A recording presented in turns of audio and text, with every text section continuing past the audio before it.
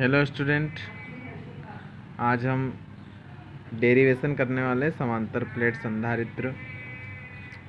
संधारित्र जो कि मैंने आपको बताया था कि संधारित्र क्या होता है कि संधारित्र वह युक्ति है जो कि किसी चालक के आकार या आकृति में बिना परिवर्तन किए हम उसकी धारिता को बढ़ा सकते हैं। वही आपका क्या कहलाता है? संधारित्र कहलाता है।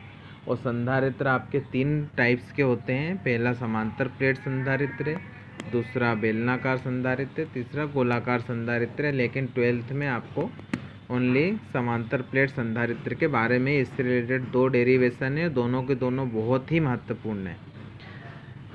तो सबसे पहले हम समझते हैं समांतर प्लेट संधारित्र। तो इसमें आप देख सकते हैं, जैसा कि मैंने सिद्धांत ने बताया था कि इसमें 2 आपकी प्लेटें होती हैं, कुछ दूरी पर एक दूसरे के समांतर रखी होती हैं और एक अलग होती है और दूसरी का जो संबंध होता है वो हम पृथ्वी से करते हैं। दोनों के बीच में कोई भी पराविद्युत माध्यम, अभ्रक, मोम वगैरह भर दिए जाते हैं। अब हमको यदि इसका डेरिवेशन करना है तो सबसे पहले अपन मानेंगे कि मान लो ए और बी संधारित्र की आपके पास 2 प्लेटें हो जाएंगी। इनमें से जो प्रत्येक है, प्रत्येक का क्षेत्रफल हम ए ले लेंगे और दोनों के बीच में के पराविद्युतांक का कोई भी माध्यम हो जाएगा।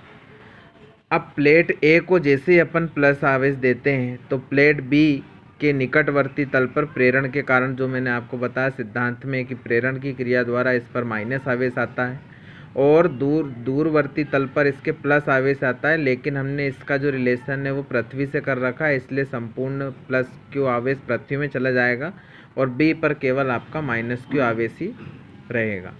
और विद्युत बल रेखाएं जो होती हैं हमेशा धन से शुरू होकर ऋण आवेश पर समाप्त हो जाती हैं।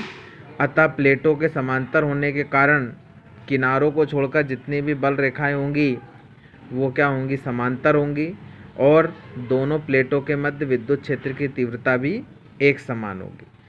अपन मान लेंगे कि प्लेट ए पर आवेश का जो पृष्ठ घनत्व है वो सिग्मा ले लेंगे और बी पर आवेश का पृष्ठ घनत्व माइनस सिग्मा हो जाएगा। तो दोनों प्लेटों के मध्य विद्युत क्षेत्र की अपन तीव्रता की बात करें तो वो होगी ई बराबर से सिग्मा के अपॉन में के एप्सिलॉन नॉट। ये कहाँ से लिया है? तो ये आपका चैप्टर नंबर 1 में जो हमने डेरिवेशन किया था वहाँ से आपको इसको याद रखना है कि दोनों प्लेटों के मध्य जब तीव्रता होती है तो उसका डायरेक्ट गॉस की प्रमेय का अनुप्रयोग है ये ई इक्वल टू सिग्मा के अपॉन में के एप्सिलॉन नॉट, जहाँ एप्सिलॉन नॉट निर्वात की विद्युतशीलता हो जाएगी और के माध्यम का पराविद्युतांक हो जाएगा।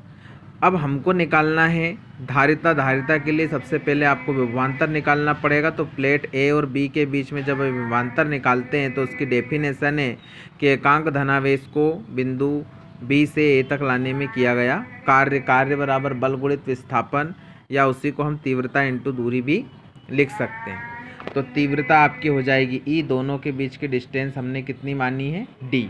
और ई की वैल्यू आपने जो दोनों प्लेटों के मध्य विद्युत क्षेत्र की तीव्रता है सिग्मा के अपॉन में के एप्सिलॉन नॉट, वो वहाँ पे रख देंगे।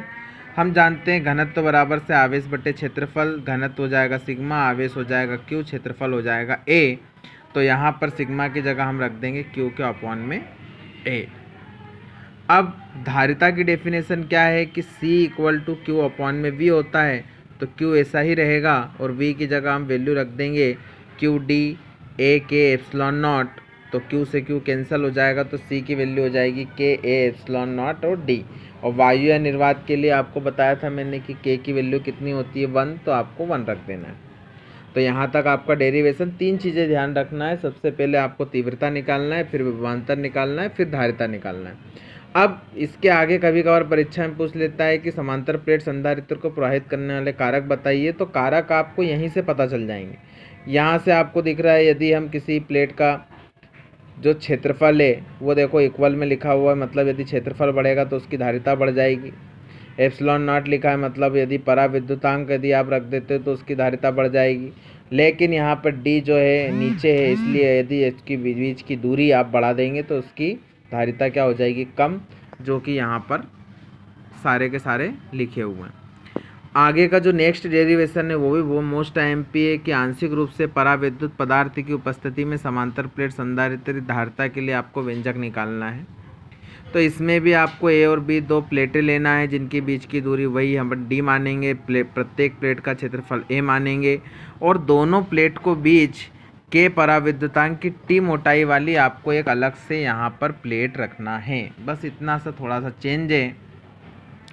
इस प्रकार यदि हम बात करें तो ये वाला अगर टी है और ये वाला डी है, तो जो वायु का क्षेत्रफल आपके पास बचेगा वो डी माइनस टी, मतलब पराविद्युत माध्यम तथा डी माइनस टी मोटाई की आपकी वायु परत हो जाएगी। तो प्लेट ए को अपन प्लस क्यू आवेश देने पर बी के समीप कोई माइनस क्यू आवेश प्रेरित हो जाएगा और जो प्लस क्यू आवेश आएगा वो पृथ्वी में चला जाएगा। अब इसमें जो अपन ने इसके पहले वाले डेरिवेशन में आवेश का पृष्ठ घनत्व तो निकाला था कि सिग्मा बराबर से क्यू के अपॉन में ए होता है, तो वायु परत में जो विद्युत क्षेत्र की तीव्रता है उसको हम एप्सिलॉन नॉट मान लेंगे और सिग्मा के अपॉन में एप्सिलॉन नॉट। क्यों माना है? क्योंकि यहाँ पर आपने कोई भी पराविद्युत माध्यम नहीं है, इसलिए यहाँ पर आपको के का मान 1 रख के या के आपको लिखना ही नहीं।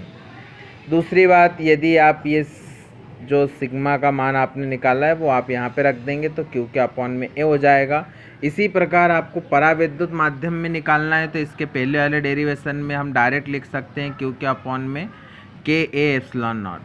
अब वहाँ पर जो पिछले वाले डेरिवेशन में हमने दोनों के बीच में विभवांतर निकाला था तो वहाँ पर केवल एक ही था पराविद्युत माध्यम, लेकिन यहाँ पर आपके पास दो हैं कि वायु परतों के बीच में विद्युत क्षेत्र की तीव्रता आपने निकाली, पराविद्युत माध्यम में विद्युत क्षेत्र की तीव्रता निकाली, इसलिए विभवांतर भी दोनों से रिलेटेड निकालना पड़ेगा।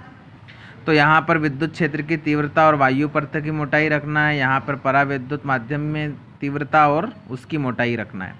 तो दोनों यहाँ पर मल्टीप्लाई करके रखे गए हैं, दोनों की आप वैल्यू रख देंगे तो एप्सिलॉन नॉट और एप्सिलॉन की वैल्यू में सिर्फ इतना सा ही फ़र्क है कि एक में आपका के लगा हुआ और एक में आपका के नहीं है। तो यहाँ डी माइनस टी, टी के अपन में टी अपॉन में क्या आ जाएगा? के आ जाएगा।